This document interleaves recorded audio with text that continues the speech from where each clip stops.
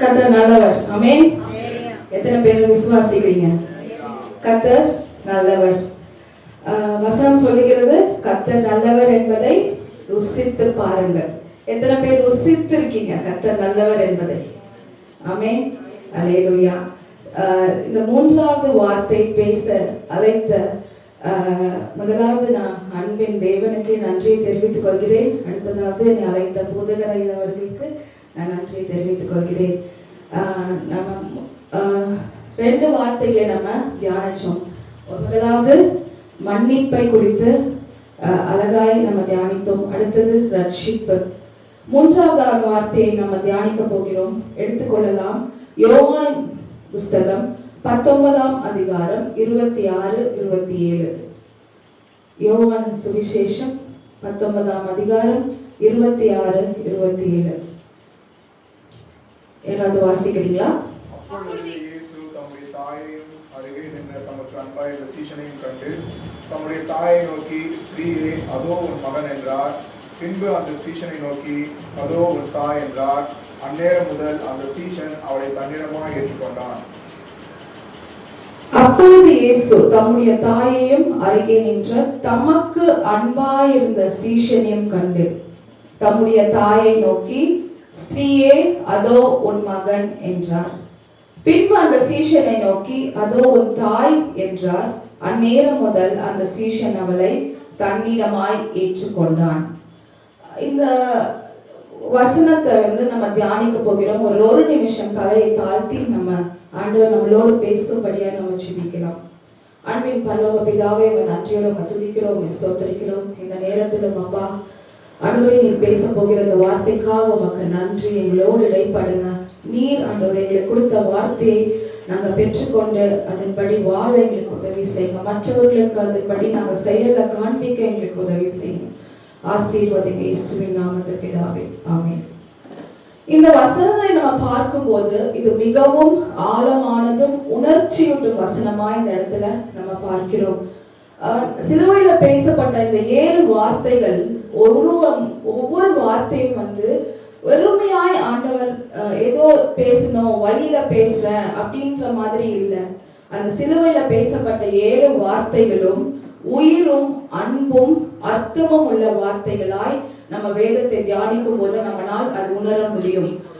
அதே இந்த 2 வசனத்துல நம்ம பார்க்கிற இது என்னன்னா சிலுவையின் கீழ் உருவான குடும்பம். ஆண்டவர் சிலுவையில அறையப்பட்டு நொறுக்கப்பட்டு வேதனையில தொங்கிக் கொண்டு இருக்கும் போது கீழே யார் நிக்கிறா? அவருடைய தாயும் அவருக்கு அன்பா இருந்த சீஷனும் நிக்கிறாங்க. அந்த நேரத்துல அவர் அந்த வழியில கூட அவங்கள மறக்காம அவர் என்ன பண்ணுகிறார்? அவர் மனதுருக்கத்தோட தாயை பார்த்து சீஷனை பார்த்து, நம்ம தாய் நம்ம போயிட்டா நம்ம தாய் என்ன பண்ணுவாங்க அப்படின்ற ஒரு இதுல அந்த இடத்துல சீஷனை பார்த்து ஆண்டவர் சொல்லுகிற காரியம், அதோ உன் மகன். சீஷனை பார்த்து ஆண்டவர் சொல்லுகிற காரியம், அதோ உன் தாய்.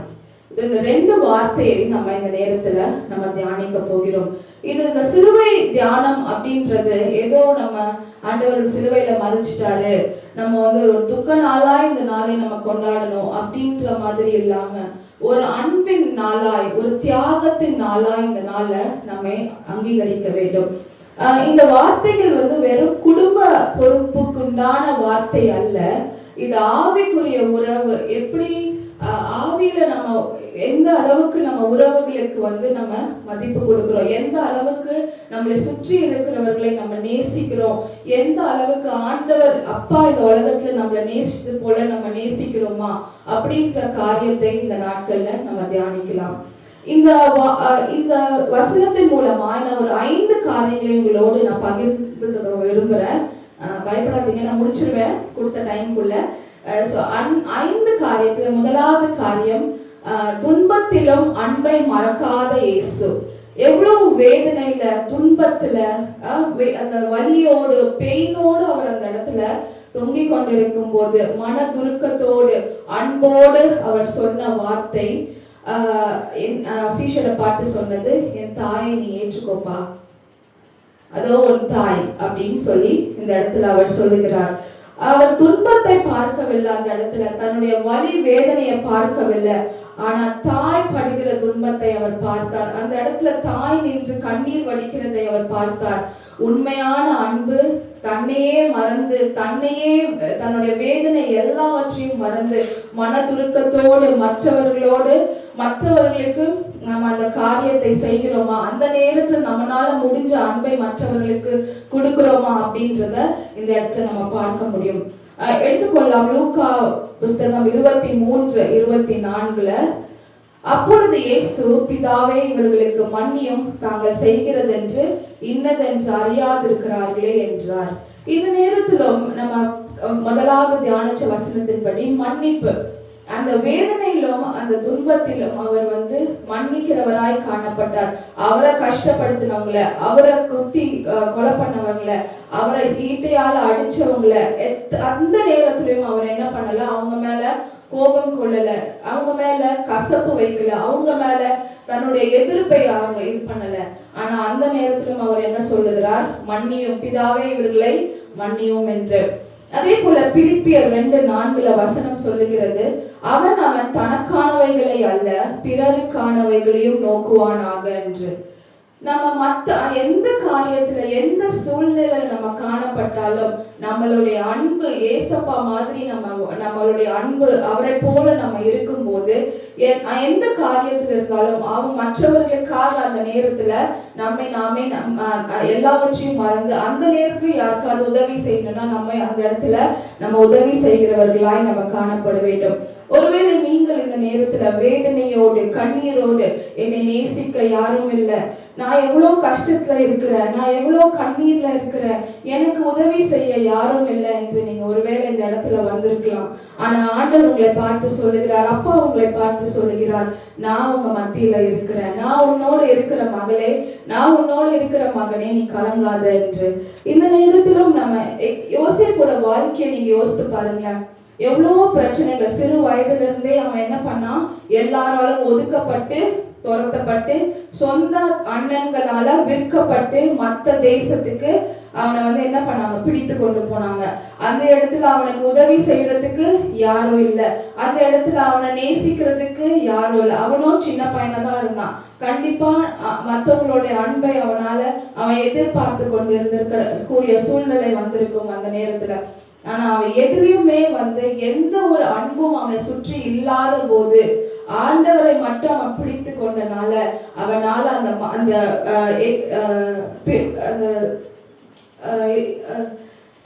அந்த ஸ்லேவான தேசத்துக்கு அவன் போய் அவன் இருக்கும்போது அந்த தேசத்துல அவனால என்ன பண்ண முடிஞ்சிச்சு, வாழ முடிஞ்சிச்சு. தைரியமாய் அவனால அந்த இடத்துல வாழ முடிஞ்சிச்சு. ஏன்னா அவனோடு யார் இருந்தா, ஆண்டவர் இருந்தாரு. அதே தான் நம்ம இந்த நேரத்துல நம்ம பார்க்கிறோம். துன்பத்திலும் எந்த சூழ்நிலையிலும் அவர் நம்ம மேல வைத்திருக்கிற அன்பை அவர் ஒரு நாளும் என்ன பண்ண மாட்டார், மாற்ற மாட்டார். அடுத்தது நம்ம பார்க்க போறது மரியாளின் வேதனை. ஒரு தாய் தன்னுடைய மகன் கஷ்டப்படுகிறதை எந்த அளவுக்கு அவங்களால சந்திக்க முடியும். ஒரு தாயின் அன்பு அந்த இடத்துல காணப்பட்டுச்சு, ஒரு தாயின் கீழ்ப்படிதல் அந்த இடத்துல காணப்பட்டுச்சு. நம்ம வாசிக்கலாம் யோவானின் புஸ்தகம் 19ஆம் அதிகாரம் 25ஆம் வசனத்தை. இயேசுவின் சிலுவையின் அருகே அவருடைய தாயின் சகோதரி கிளெயோப்பா மரியாளும் மகதலேனா மரியாளும் நின்று கொண்டிருந்தார்கள். ஆமென். இயேசுவின் சிலுவையின் அருகே அவருடைய தாய் அங்க நின்று கொண்டிருந்தாங்க. இந்த நேரத்துல நீங்க யோசித்து பாருங்களேன், ஒரு தாயாய் நம்மளுடைய பையன் ஒரு சின்ன நேரத்துல நம்ம விழுந்தா கூட நமக்கு எப்படி இருதயம் துடித்து போயிடுதுல்ல, ரொம்ப கஷ்டப்பட்டு போயிடுது. ஆனா அந்த தாய்க்கு முன்பாக அவங்களுடைய பையன் அவ்வளோ அடிபட்டு கிழிக்கப்பட்டு குத்தப்பட்டு அடிபட்டு அந்த இடத்துல அவங்க தொங்கிக் கொண்டு இருக்கிறார், சிலுவையில தொங்கிக் கொண்டு இருக்கிறார், ஒரு சாபமான ஒரு இதுல அவர் தொங்கிக் கொண்டு இருக்கிறார். அப்படி அந்த நேரத்துல அந்த தாயோட இருதயம் எப்படி இருக்கும் நம்மளால யோசித்து பார்க்க முடிகிறதா? அவங்களுடைய கண்ணீர் வேதனை எப்படி இருக்கும்? ஆனாலும் முதல் தாயாய் தன் மகனை சிலுவையில் பார்க்கிறாங்க. ஆனா அவங்களால உதவ முடியல. அவங்க அந்த இடத்துல அமைதியா நிக்கிறாங்க. ஏன்னா யாராவது சொல்ல முடியுமா ஏன் அவங்க அந்த இடத்துல அமைதியா நிக்கிறாங்க, அவங்களால எதுவும் செய்ய முடியலன்ட்டு? ஏன்னா அது ஏற்கனவே அறிவிக்கப்பட்ட தீர்க்க தரிசன வசனம். ஆண்டவரை பற்றி, ஏசப்பாவை பற்றி முன்னாடியே அவங்களுக்கு அறிவிக்கப்பட்டது. அதனால அந்த இடத்துல அவங்க என்ன பண்றாங்க, தன்னை கீழ்ப்படிந்து, தனக்கு பையனுக்கு எதுவுமே செய்ய முடியாம ஆண்டவருக்கு கீழ்ப்படிந்து அந்த இடத்துல அவங்களால ஓட முடியல, மறைந்து விட முடியல, அந்த இடத்த விட்டு அவங்களால போக முடியல. சிலுவை அருகே நின்று, அந்த இடத்துலயே நின்று அவங்களுடைய பையனை அவங்க பார்த்து கொண்டே இருக்கிறாங்க. அவங்களோட பையனைக்காக அவங்க துக்கித்து கொண்டு அழுது கொண்டே இருக்கிறாங்க, அவங்க படுகிற வேதனையை பார்த்து. அதுதான் இந்த இடத்துல நம்ம பார்க்கிறோம். அவங்க ஒரு பக்கம் அவங்களுடைய தாயின் அன்பையும் வெளிப்படுத்துறாங்க, இன்னொரு பக்கம் ஆண்டவருக்காக கீழ்ப்படியணும், ஆண்டவர் சொன்ன வார்த்தை நம்ம மீறக்கூடாது, ஏசப்பா மேல உள்ள திட்டத்தை அவர் நிறைவேற்றணும் அப்படின்றதுக்காக அவங்க என்ன பண்றாங்க, அந்த இடத்துல அமைதியாய் காணப்படுகிறாங்க. லூக்கா 1:38 நம்ம பார்க்கிறோம். இதற்கு மரியாள், இதோ நான் ஆண்டவருக்கு அடிமை, உம்முடைய வார்த்தையின்படி எனக்கு ஆக கடவது என்றாள். அப்பொழுது தேவதூதன் அவரிடத்திலிருந்து போய்விட்டான். இந்த இடத்துல மரியாள், அந்த தேவதூதன் வந்து அந்த இடத்துல அவங்க மரியாளோடு அவங்க பேசும்போது அவங்க சொன்ன ஒரே வார்த்தை, இதோ நான் கர்த்தருக்கு அடிமை. அந்த வார்த்தையை சொன்ன உடனே ஆண்டவர் என்ன பண்ணிட்டாரு, உங்களுடைய வார்த்தையின்படி எனக்கு ஆக கடவுது என்று சொன்ன போது தேவதூதர் அந்த இடத்த விட்டு கடந்து போயிட்டாங்க. அப்பவே அவங்களுக்கு தெரிஞ்சிருச்சு அவங்களுடைய பையனோட வாழ்க்கையில என்ன திட்டம் இருக்கு அப்படின்றது.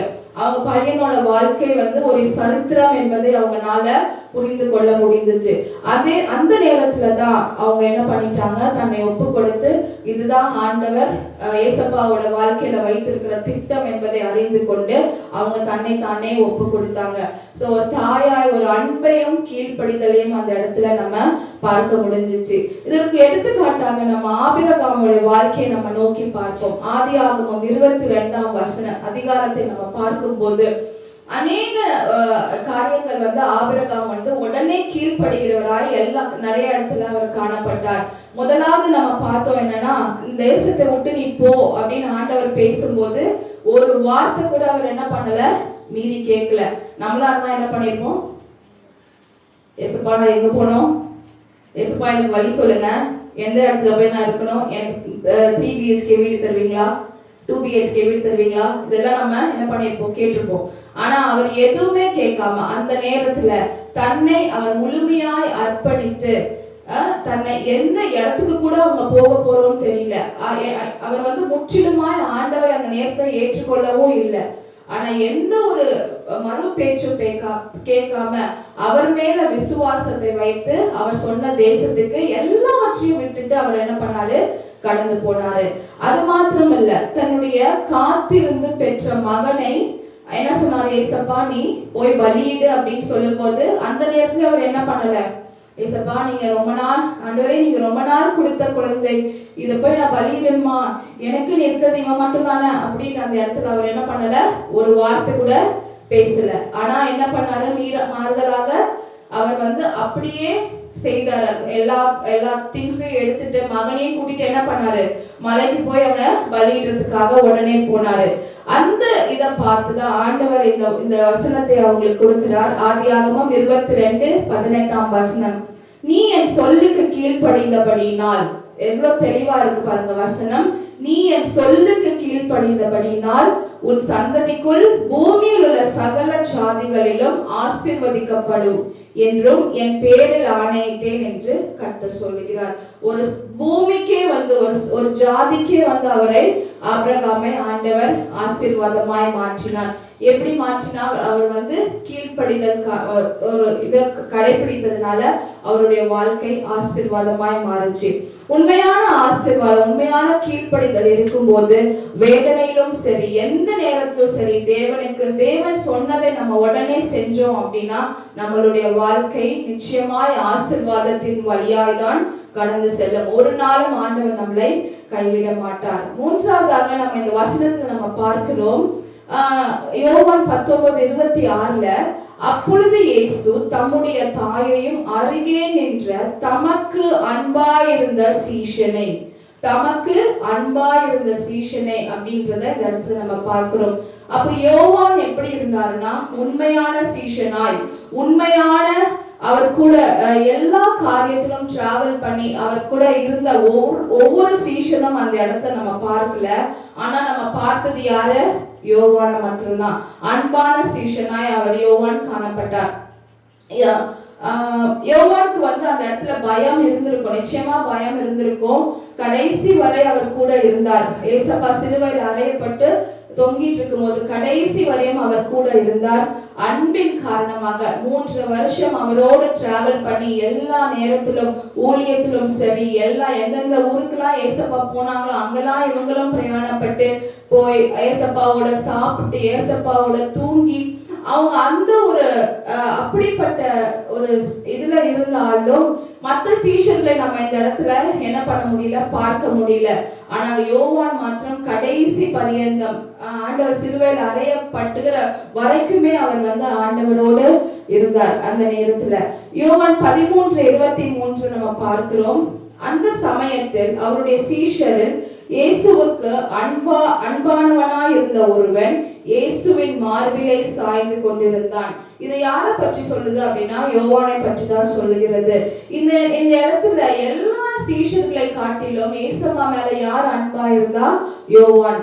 அவன் தன்னையே ஏசப்பாவிடத்துல ஒப்பு கொடுத்து உண்மையான சீஷனாய் அந்த இடத்துல அவன் வாழ்ந்தான். நம்மளும் இந்த நேரத்துல என்ன பண்றோம்? நம்ம உண்மையா ஏசப்பாக்கு இருக்கிறோமா? ஒரு நிமிஷம் நம்ம சிந்தித்து பார்க்கலாம். எத்தனையோ மெசேஜஸ் நம்ம காலகாலமா நம்ம கேட்டுட்டு இருக்கிறோம். எத்தனையோ காரியங்கள், வார்த்தைகள் நம்ம உள்ள சென்று கொண்டேதான் இருக்கிறது. ஆனா அதோட அவுட்புட் என்ன என்பதை நம்மளால பார்க்க முடிகிறது இல்லை. நம்மளுடைய வாழ்க்கையில திரும்பி திரும்பி போராட்டங்கள், பிரச்சனைகள், எல்லா சூழ்நிலைகளையும் நம்மளால ஸ்ட்ராங்கா நிக்க முடியல. ஏன் அப்படின்னா நம்ம அவருடைய அன்பிற்குள்ளாக இன்னும் ஃபுல்லா நம்ம கடந்து செல்லல. அவருடைய உண்மையான சீஷனாய் நம்ம இன்னும் மாறல.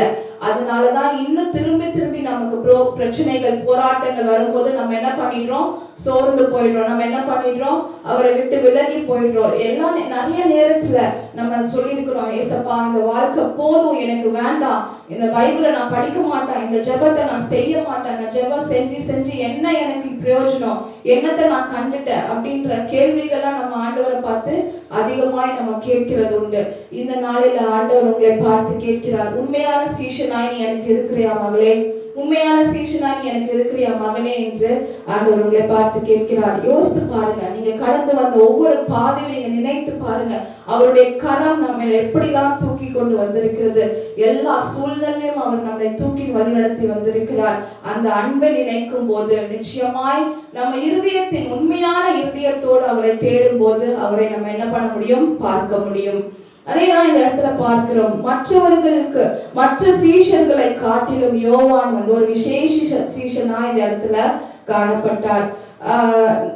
இந்த நேரத்துல இதற்கு உதாரணமாக நம்ம ரூத்தை நாம் பார்க்கலாம். ரூத் 1ஆம் அதிகாரம் 16ஆம் வசனத்தை நம்ம பார்க்கும் போது அதற்கு ரூத், நான் உம்மை பின்பற்றாமல் உம்மை விட்டு திரும்பி போவதை குறித்து என்னோடு பேச வேண்டாம்.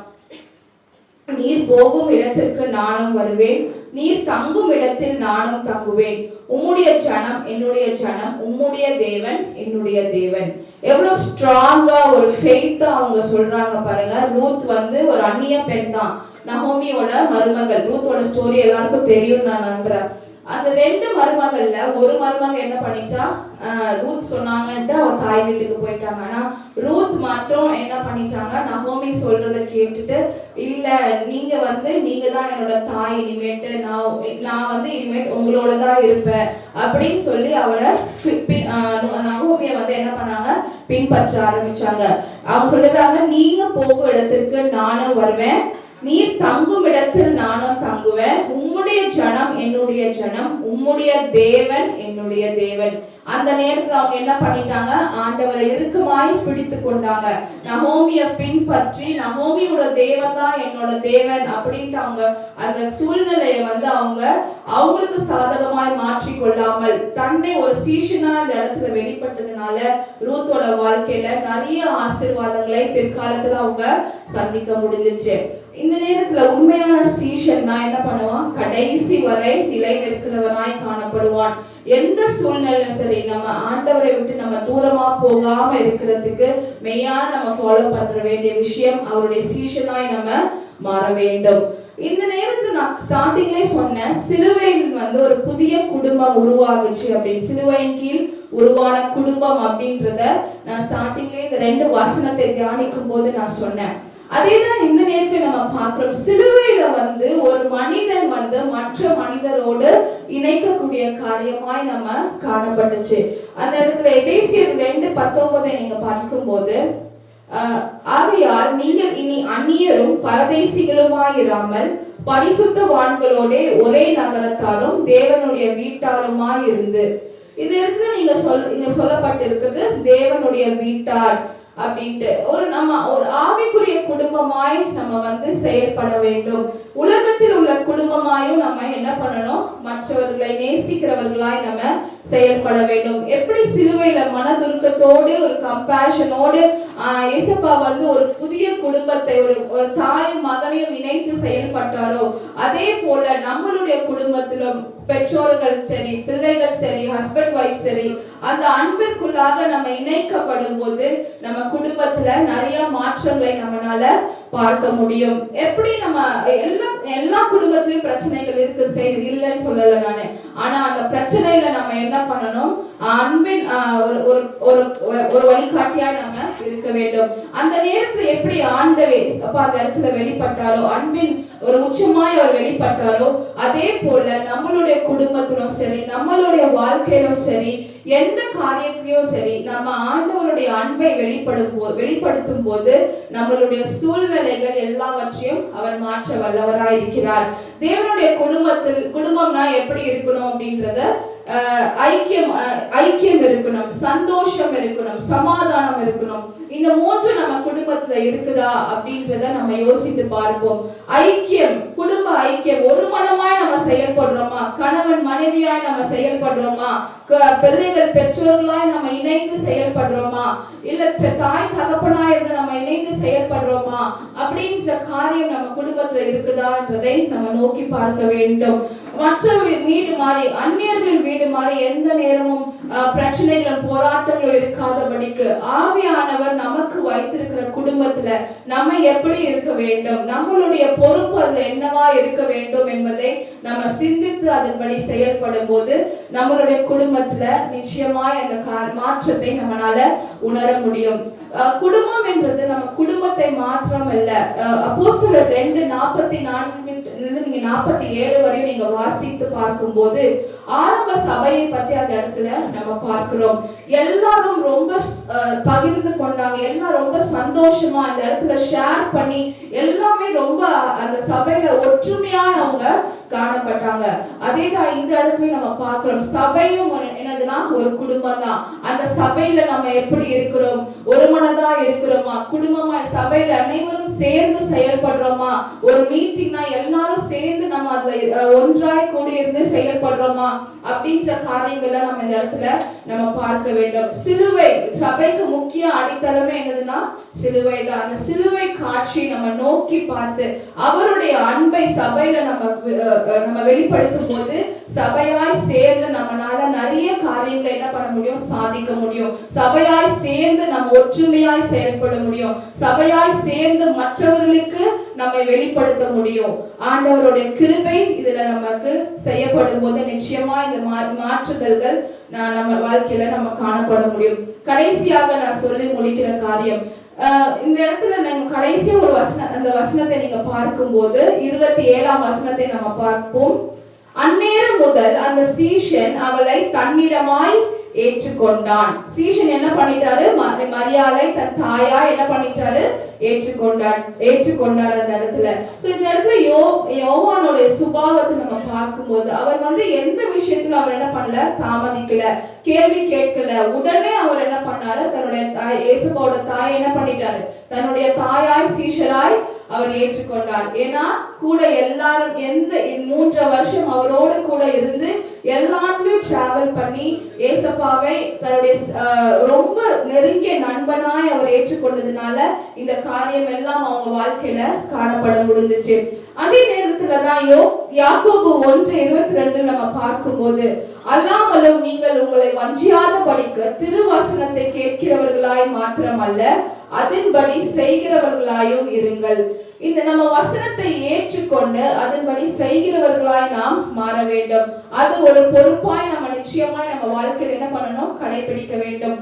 சும்மா ஏனோ தானோன்ட்டு வசனத்தை கேட்டுட்டு வெளியில போய் நம்ம என்ன பண்ணிடக்கூடாது, அதை விட்டுறக்கூடாது. ஏன்னா வசனம் தான் நம்மளை வழி நடத்தும். வசனம் தான் நம்ம பாதைக்கு வெளிச்சமா இருக்கிறது. ஒவ்வொரு வழியிலும் நம்ம நடக்கும் போது வசனத்தை நம்ம கை கொண்டு நடந்தோமானால், எந்த சூழ்நிலை வசனத்தை நம்ம ஃபாலோ பண்ணி நடத்தோமானால் நிச்சயமாய் நம்மளுடைய வழி அவருக்கு பிரியமான வழியாய் காணப்படும்.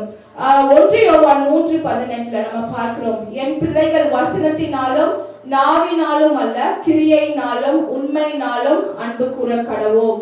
வசனத்தை மாத்திரம் அல்ல, நம்மளுடைய சுபாவம், நம்முடைய கிரியை எப்படி இருக்கிறது, நம்முடைய உண்மை அவருக்கு முன்பாக எப்படி இருக்கிறது, மற்றவர்களுக்கு முன்பாக வெளியில ஒரு வேஷம் உள்ளுக்குள்ள ஒரு வேஷம் அப்படி நம்ம இருக்கக்கூடாது. வெளியில நம்ம எப்படி ஆண்டவருடைய வார்த்தை நம்ம நோக்கி நம்ம நடந்து செல்கிறோமோ அதே போல வெளியிலையும் நம்ம என்ன பண்ணணும், அவருடைய அன்பை சுமந்து கொண்டு அவருடைய கிரியைகளை நம்ம பின்பற்றும் போது நம்மளுடைய காரியங்கள், நமக்கு கொடுத்திருக்கிற பொறுப்புல, நமக்கு கொடுத்திருக்கிற ரெஸ்பான்சிபிலிட்டியில நம்மளால என்ன முடியும், காரியம் நம்ம ஜெயமாய் மாற முடியும். சோ நமக்கு பொறுப்புன்றது நிச்சயமாய் நம்ம வாழ்க்கையில அவசியமாய் காணப்படுகிறது.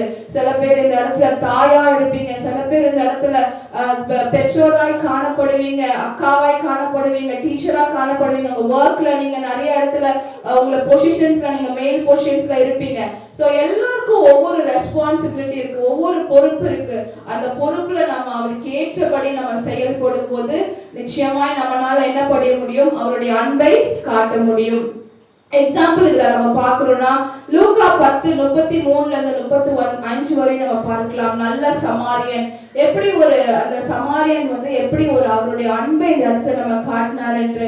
அவர் கீழே அடிபட்டு இருக்கிறவரை அவர் பார்த்து என்ன பண்ணார், அன்பு காட்டி அந்த இடத்துல அவர் என்ன பண்ணார், அரவணைத்து காயத்துக்கு எல்லாம் கட்டு போட்டு மருந்து போட்டு அப்புறம் என்ன பண்ணார், மருத்துவமனைக்கு அந்த நபரை கொண்டு போய் சேர்த்தார், உதவி செய்தார். அந்த இடத்துல நல்ல சமாரியானாய் அவர் காணப்பட்டார். அதே போல நம்ம வாழ்க்கையிலும் சரி, உண்மையான அன்பு நம்ம வெளிப்படுத்தும் போது அது எப்படி தெரியும் அப்படின்னா செயல்ல தான் நமக்கு தெரியும். நம்ம மற்றவர்களுக்கு காண்பிக்கிற அன்பு, நம்ம மற்றவர்களுக்கு கொடுக்கிற அன்பு எப்படின்னா நம்ம செயல்ல அது ஈஸியா நம்ம பார்க்க முடியும்.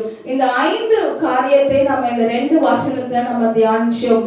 இயேசு துன்பத்திலும் அன்பு காட்டினார். மரியாள் என்ன பண்ணாங்க, தாயாய் வேதனையிலும் அன்பு கீழ்ப்படிதலுமாய் அவங்க காணப்பட்டாங்க. யோவான் என்ன பண்ணார், உண்மையான சீஷனாய் அவருக்கு காணப்பட்டார். அதே போல நம்மளும் உண்மையான சீஷனா இருக்கிறோமா அப்படின்றத நம்ம சிந்தித்து பார்க்க வேண்டும். சிலுவை அது ஒரு புதிய குடும்பமாய் அந்த இடத்துல உருவாக்கப்பட்டது. யோவானும் அவங்க ஏசப்பாவோட தாயும் அந்த இடத்துல சேர்ந்து தாயும் மகனுமாய் ஒரு புதிய குடும்பமா அந்த இடத்துல உருவாக்கப்பட்டாங்க. நம்மளுடைய பொறுப்புல நம்ம எப்படி இருக்க வேண்டும், இந்த காரியங்கள் எல்லாம் நம்ம ஃபாலோ பண்ணும்போது நம்மளுடைய பொறுப்புல நம்மை அன்பு காட்டுகிறோமா, நம்மை கீழ்ப்படிதல் உள்ளவர்களா இருக்கிறோமா, நம்ம உண்மையான சீஷனா இருக்கிறோமா, சிலுவை கேற்ற அந்த புதிய குடும்பமாய் நம்ம காணப்படுகிறோமா, இதெல்லாம் நம்ம வாழ்க்கையில இருக்குதா அப்படின்னு நம்ம தியானிக்கும் போது நம்ம யோசித்து பார்க்கும் போது நம்மளுடைய வாழ்க்கையில என்னென்ன மிஸ்டேக்ஸ் நம்ம செய்து கொண்டிருக்கிறோம், என்னென்ன தவறுகள் நம்ம வாழ்க்கையில இன்னும் இருக்கிறது என்பதை நம்ம அறிந்து செயல்படும் போது நிச்சயமாய் ஆண்டவர் பெரிய காரியங்களை செய்வார்.